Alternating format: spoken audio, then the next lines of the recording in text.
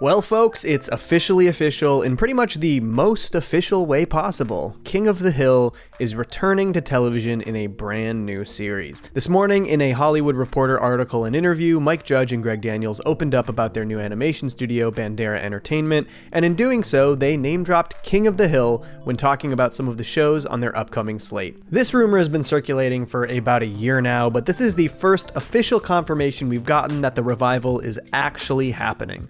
And this definitely has got people talking, including yours truly, so let's dive into it. And hey, if you're new here and enjoy my ramblings about the King of the Hill revival, I've actually done a bunch of King of the Hill character analysis, so make sure to check those out. The Hollywood Reporter article was pretty scarce on the details for the King of the Hill revival. In fact, it specifically says they weren't ready to share details yet, but there have been rumors about what Daniels and Judge have been pitching for a while now. The persistent rumor is that the show would move the entire cast forward, aging everyone up about 15 years. This comes from longtime Daniels/Judge collaborator Brent Forrester, who wrote and produced King of the Hill with the pair and went on to work on The Office and Space Force with Greg Daniels. In a Reddit AMA, someone asked Forrester if he'd heard any updates on the revival rumors for King of the Hill, and he responded with this: "I'm sure Greg Daniels and Mike Judge will murder me for sharing this, but hell yes. They are in hot negotiations to bring back King of the Hill. The Trump administration made it suddenly very relevant again. The characters have all aged 15 years. The project is so good."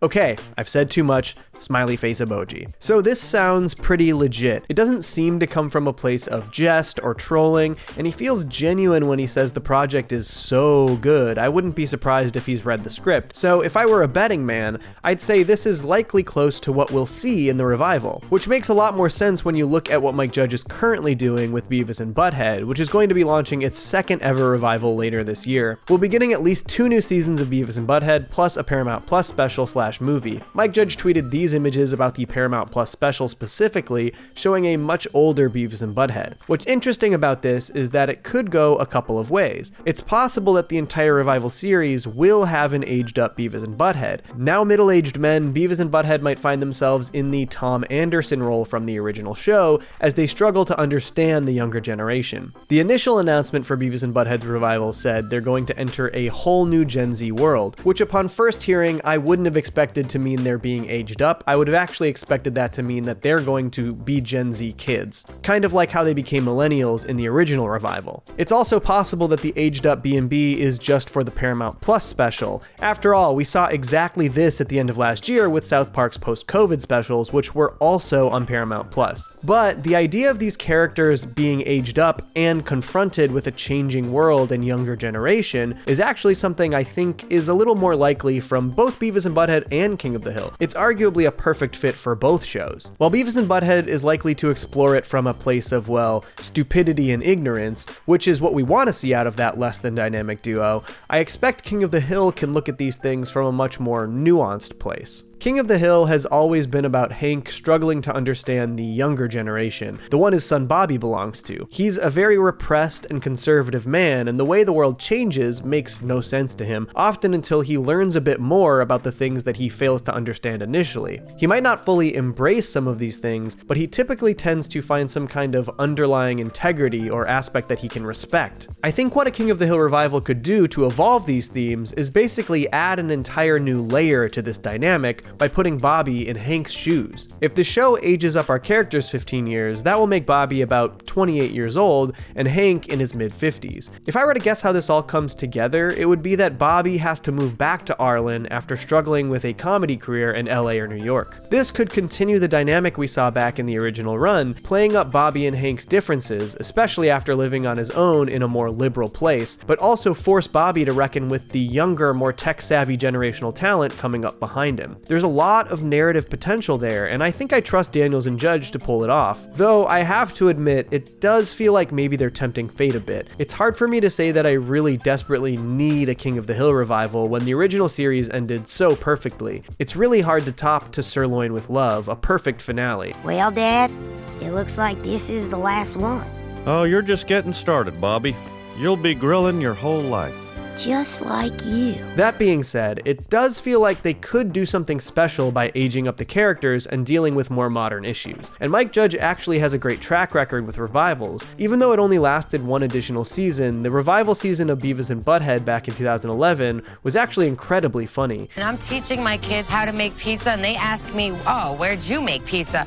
Bitch, I made it in Florence. So she's gonna call her grandkids bitch? Even sadder, it was second in ratings only to Jersey Shore. It ultimately just didn't fit the direction that MTV was heading at the time and was lost for that reason. But if the quality is any indication, there's a lot of opportunity to bring these characters into a more modern world. One thing that would be a major bummer would be moving into a new era of King of the Hill without Luann or Lucky after Brittany Murphy and Tom Petty's tragic deaths. Especially Luann, who is a character I seriously cherish, and it really hurts thinking about continuing the show without her. Though there might be some opportunity to weave this into the narrative. The beginning of the original run had Luann move in with the Hills after her mother stabbed her father with a fork.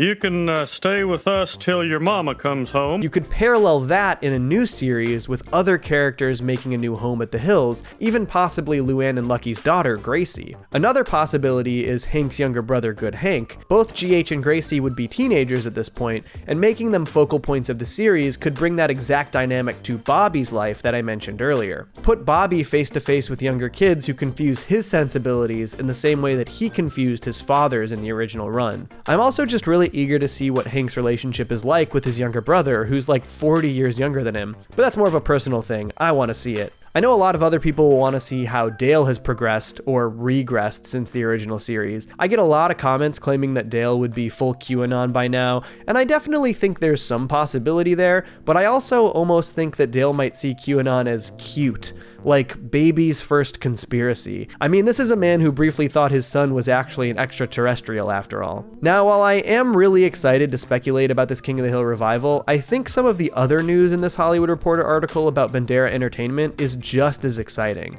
Daniels and Judge claim they have about a dozen animated projects in the works at the moment, starting with Bad Crimes at Netflix, which sounds excellent. It's, quote, a series that revolves around Kara and Jenny, played by Nicole Byer and Lauren Lapkus, who are FBI agents who travel across the country to solve grisly crimes while juggling their friendship, career aspirations, and as many men as possible. Byer and Lapkus are hilarious, and anything that's going to combine my love of adult animation and true crime is a yes from me. But even more exciting is the way they're talking about the yet-to-be-announced projects. Daniels says, we were very excited to go into different tones and different styles and try to expand the animation art form.